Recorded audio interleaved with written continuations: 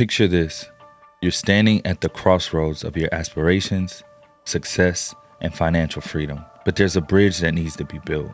This bridge has to be built with the essential skills needed in order for you to reach your final destination. It's not just about the money, but it's about becoming the best version of yourself and mastering the game of life and redefining what success means to you.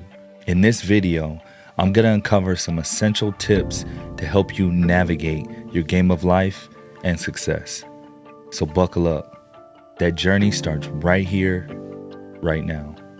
This is a list compiled of me through my experiences that's helped me navigate and get to the point where I am today. So we're going to go ahead and go through this list. The first thing is self-confidence. You have to have self-confidence at an astronomical amount. Even in the beginning, self-confidence is probably going to be your biggest attribute that you need to have. Let me ask you a question. If you're trying to start something or trying to level up your life, and you don't necessarily believe that you can do it, why should someone else believe you can do it? You have to realize that even in the beginning, it's basically like pushing a boulder up a hill by yourself. Be prepared for people to not believe in you, not understand your goals, and maybe even flat out laugh at you when you start speaking about the things that you want to do. Don't let that bother you, because a lot of times those are just things that they wish that they can do, that they're not pushing themselves to do. So your own self-confidence in yourself will help you push through those beginning stages of your life and those beginning stages of your transformation. Now let's talk about communication skills. Communication skills are going to help you navigate tough conversations, and you're going to be able to convey your ideas clearly to someone else. Think back to a time when you had a conversation with someone. It could have been about what you wanted to do with your business or what you wanted to do with your life, or just the path that you were trying to take to level up yourself. After that conversation was over, did you think to yourself, man, I should have said it like this, or I should have just did something different? That's because you needed to improve your communication. Definitely tap into body language. Body language is going to be the biggest form of communication that a lot of people overlook. Majority of the time, it's not what you say, it's how you say it. And also storytelling. Storytelling has to be something that you continuously work on improving. I've always heard the phrase, facts tell, but stories sell. Tell a good story, and you're going to boost and level up your communication game. Time management. On your road to success and redefining your life, you're going to have to allocate time towards your family, towards your business, towards your personal growth, towards your friends, and your personal time. You got to combine and put all these things together. Now, I'm going to be honest with you. Most people say, well, I don't have time to do this. I don't have time to do that. I'm telling you right now, like, if you want to be successful, there's not going to be a work-life balance in the beginning. Definitely when you're trying to redefine your life and you're trying to change. So your time management is critical. Set aside specific time to be with your family. Set aside specific time for your personal self, to hang out with your friends, to have fun. And don't let anything disrupt that time. If you're hanging out with some friends or you're with your family, don't be in your phone scrolling on social media the whole entire time. Do that at another time. Trust me, everything that's there, you can go back and look at it later. The next skill we're talking about is emotional intelligence. Managing your emotions is critical. You never want to make any decisions off emotions, because usually that's the wrong one. Managing your emotions is going to foster healthier relationships And it's going to allow you to make better critical decisions. See, a lot of us focus on the things that we can't see, or we're focusing on the things in the past, right? So they say depression comes from things that happened to you in your past and you're still thinking about. Anxiety happens when you're thinking about things in the future that haven't really come to pass yet. You have to put yourself in the middle and stay in the present. If you're staying in the present, that's going to allow you to make critical and better decisions that are going to help you in the long run. Next thing is you want to continuously learn. Being adaptable to the changes, technology, what's going on in the world is essential. If you're not improving yourself, how can you level up and get to the next level? Recently, I got myself another mentor. I got myself another life coach, another business coach. I'll be honest, in the beginning, I was nervous about the amount of money that I was going to spend on this coach. But I told myself I would never cheat myself on my own personal development.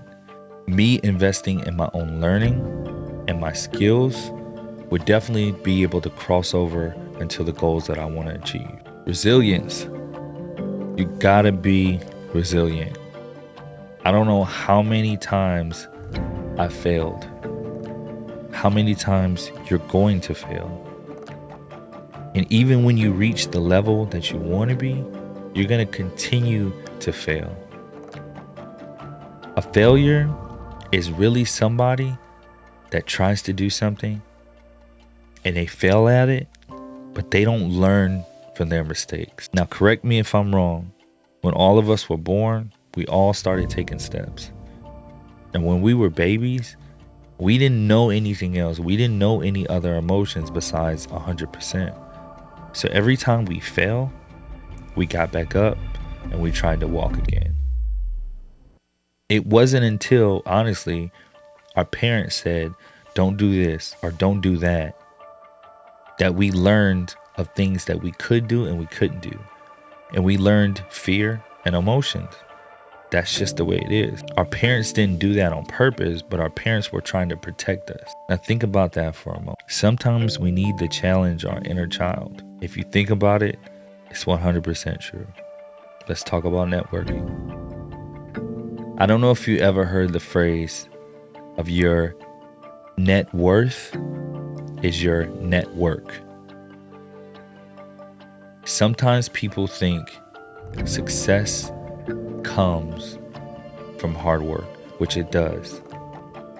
But a lot of times your success is being in the right place at the right time, or knowing the right person that introduced you to something or someone. I'm an introvert. I'm an introvert that had to force themselves to be an extrovert. I used to be that guy at networking events, at parties, at different places that I would talk to some people, but I would be the guy in the back. I wouldn't mind saying, hey, what's up? How you doing? My name is such and such. But when there was opportunities to meet people or somebody that very influential or somebody that I needed to talk to or network with that was at a higher status, I might have been really hesitant to go up and speak to that person. But not anymore. Because I've realized networking is a huge key and a huge component to success. So if you can build the right relationships with the right amount of people, those people will be worth more than money because you can learn from them.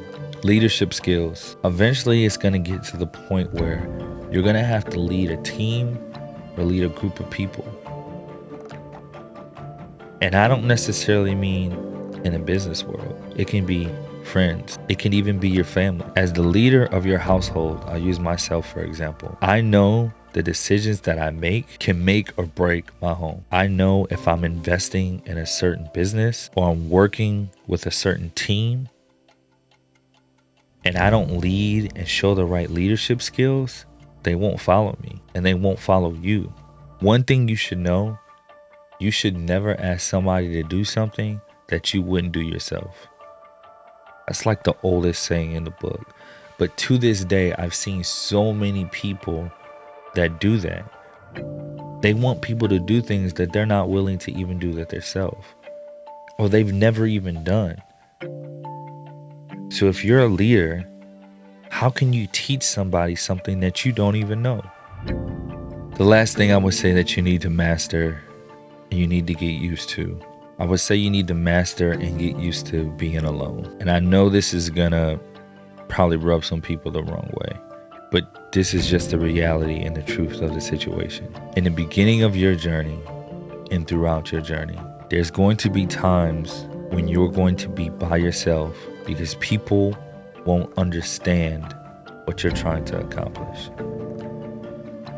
There's gonna be times when you're gonna have to say, no, I can't go out and do this. No, I don't have time to do that. No, this is not something that's gonna benefit me.